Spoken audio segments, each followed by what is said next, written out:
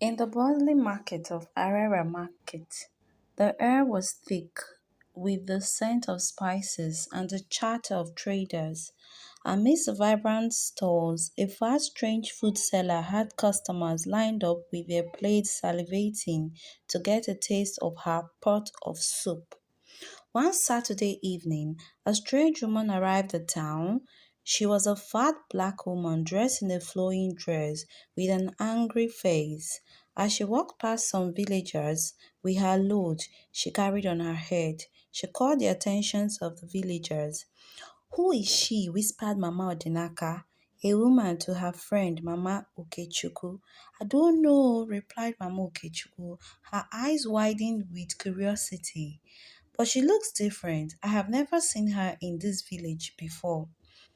The fast strange woman settled in a small abandoned building on the outskirts of the village.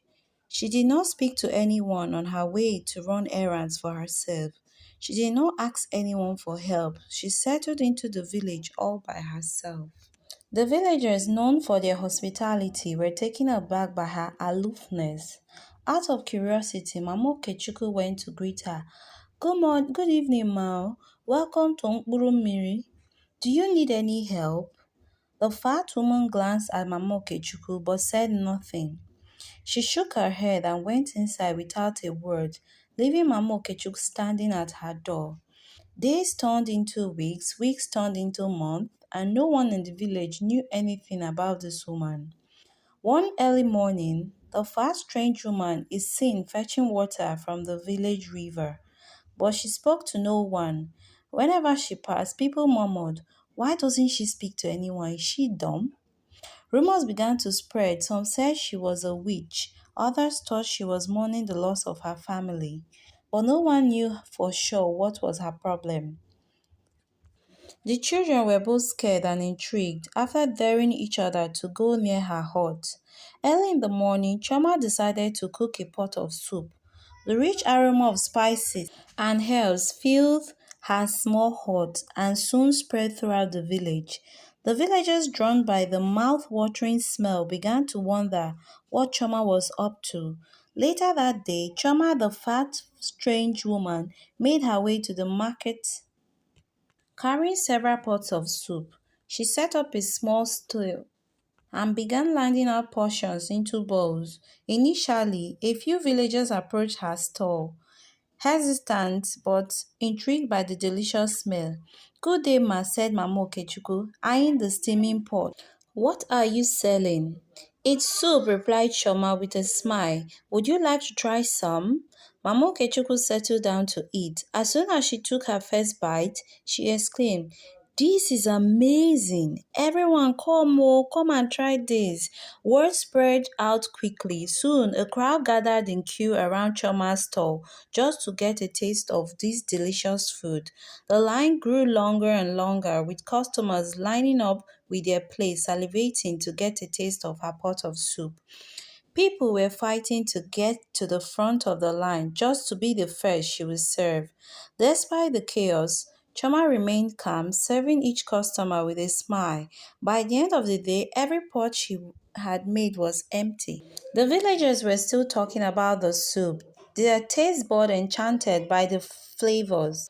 The next day at the village market, there was a buzz with the talk of Choma's pot of soup.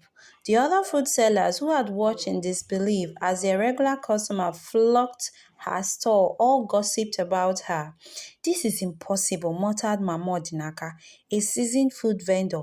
"How can someone new sell well on their first day? It is impossible. I lost all my customers yesterday," grumbled Papa Nzube. Stirring a pot of soup, they all went to her. There must be something in her food. This is not natural. Choma, who arrived at the market with her pot of soup, made a good sale, as villagers trooped in just to get a taste of her pot of soup. "It's happening again, no," said Mama Odinaka, frustrated. evident in her voice. What are we going to do? We can't just fold our hands and watch her take all our customer. They all approached Choma to ask her the secret to her business. Choma looked at them with a mixture of dread and anger, but she maintained her cool. Choma responded, "Nothing o, na God dey help me. My market dey go well. Only God." Unsatisfied with the answer, the other food vendors decided to team up and uncover the truth. They watched her everyday move for weeks, hoping to catch a glimpse of her secret ingredients or techniques, but they found nothing. Chamana, known for her soup, got a nickname, Iyabasira. She continued to bring her Casey to the market. While the villagers of Mkpurumiri marveled at Yabasira's delicious soup, none suspected the dark secret behind her extraordinary success. Unknown to them that Choma's soup contained a secret ingredient that she kept hidden. Choma always followed a particular ritual in the preparation of her soup. She usually urinates in a tiny container which she would then pour some into the pot of soup while cooking.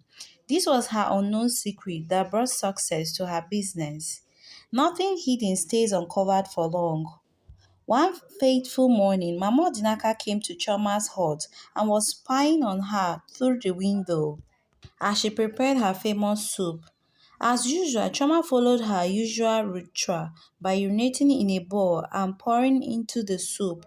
Unknown to her, she was being spied on. Immediately, Mama Dinaka saw her. What she did? She gave a loud scream. Chineke mee, anwụọla m o, ọrụ obodo bịanụ o, come and see this witch o, how she has bewitched everyone that has ever tasted her pot of soup. Before you know it, Choma was surrounded by the villagers. Choma started pleading for mercy. I am sorry, it is the devil's handiwork. Immediately, the council of elders in the village banished her from the village. She was never to set foot on the land. If not, she would be stoned to death. A law was decreed that before any stranger will settle in the village of Mkpurumiri, he or she will be first assessed thoroughly by the Igwe before he or she can settle in the village. The law which was decreed scared so many strangers that it made lots of people not to come to the village of Mkpurumiri to settle. They were all scared because they did not want to be assessed thoroughly by the Igwe. This assessment was to be done in the shrine where the oracle will give you a pot of water to drink. And if you have bad intention towards the village and the villagers, you will be put to death instantly by falling after taking the water. This scared so many that